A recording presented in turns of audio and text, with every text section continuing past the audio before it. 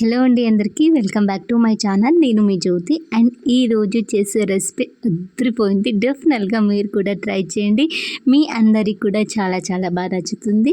Recipe ఏంటంటే పోలలు. And ఒక్కొక్క side ఒక్కొక్కలా అంటారు. మా సైడ్ అయితే పోలలు అంటారు. మీ సైడ్ ఏమంటారు డెఫినెట్గా కామెంట్ చేయడం మర్చిపోకండి. ఇక్కడైతే నేను 1 గ్లాస్ శనగపప్పు అయితే తీసేసుకుంటున్నాను. మంచిగా వాష్ చేసి అండ్ కుక్కర్లో 2.5 కప్పు వాటర్ వేసుకుని చిటికేడంత పసుపు 1 టేబుల్ స్పూన్ ఆయిల్ వేసుకొని అండ్ మూత పెట్టేసి స్టవ్ మీద అయితే పెట్టేశాను.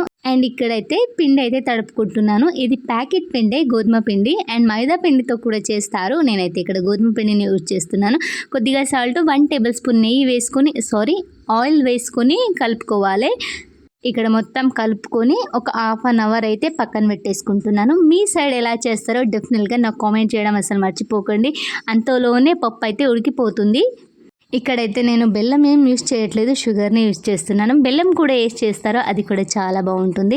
ఇక్కడైతే పప్పు అయితే మంచిగా ఉడికిపోయింది. నేనైతే ఈ కప్పుతో శనగపప్పు అయితే తీసుకున్నాను కదా, 1.5 అయితే తీసుకుంటున్నాను. షుగర్ అయితే కొంచెం స్వీట్ ఎక్కువ ఉంటే చాలా బాగుంటుందని 1.5 కప్ తీసుకుంటున్నాను. అండ్ ఇక్కడైతే నేను మిక్సీ జార్లో పప్పు అయితే పడుతున్నాను అనమాట. కొద్దిగా పప్పు అండ్ కొద్దిగా షుగరు అండ్ మధ్యలో యాలకుల పౌడర్ వేసి మిక్సీ పడుతూ ఉండండి. మొత్తం అయితే మిక్సీ పట్టి పక్కన పెట్టేశాను. ముందుగా అయితే ఇక్కడ చాట్ చేసేసుకుందాము. ముందుగా అయితే ధనియాలు, జీలకర్ర వేసి మంచిగా ఫ్రై చేసుకొని అదే బ్యాండిలో ఉల్లిగడ్డ, కొబ్బరి వేసుకొని కొద్దిగా ఆయిల్ వేసుకొని ఫ్రై చేసి పక్కన పెట్టాలి. గంట ముందు అయితే చింతపండు నానబెట్టేసుకోవాలి.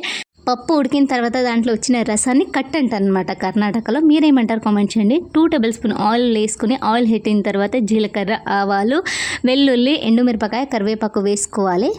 గోల్డెన్ కలర్ వచ్చే వరకు ఫ్రై అయిన తర్వాత చింతపండు రసాన్ని మంచిగా మనం పిండిన తర్వాత చింతపండు రసాన్ని యాడ్ చేసి ఉప్పు, కారం, పసుపు వేసుకోవాలి. మనం కట్ అని చెప్పాను కదా, పప్పు నుంచి వచ్చిన వాటర్ని మా సైడ్ అయితే కట్ అంటారు. ఆ కట్టిని ఈ చారులో యాడ్ చేస్తే మామూలుగా టేస్ట్ ఉండదు. డెఫినెట్గా ఒకసారి పోలలు చేసినప్పుడు ఈ రసాన్ని అయితే ట్రై చేయండి. అండ్ ముందుగా మనం ఫ్రై చేసిన వాటిని పౌడర్ చేసుకుని పక్కన పెట్టేసుకోవాలి. అప్పుడైతే మనం చారులో యాడ్ చేయాలి. మీకు పప్పు ఉడికేటప్పుడు రసాన్ని అని చెప్పాను కదా, ఈ రసాన్ని కూడా యాడ్ చేసి పైన కొత్తిమీర వేసుకుని పక్కన పెట్టేసుకోవాలి. మామూలుగా ఉండదు టేస్ట్. డెఫినెట్గా ట్రై చేయండి. అండ్ ఇక్కడైతే పోలేలు అయితే రెడీ అయిపోతున్నాయి.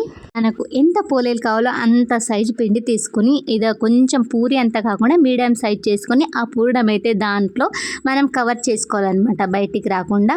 ఆ తర్వాత పొడి పిండి చల్లుకుంటూ అండ్ మనం పోలేలు చేస్తే సరిపోతుంది. అండ్ కొద్దిగా నేను పెద్దగా చేస్తున్నా, రాని వాళ్ళు చిన్న చేసుకున్నా సరిపోతుంది.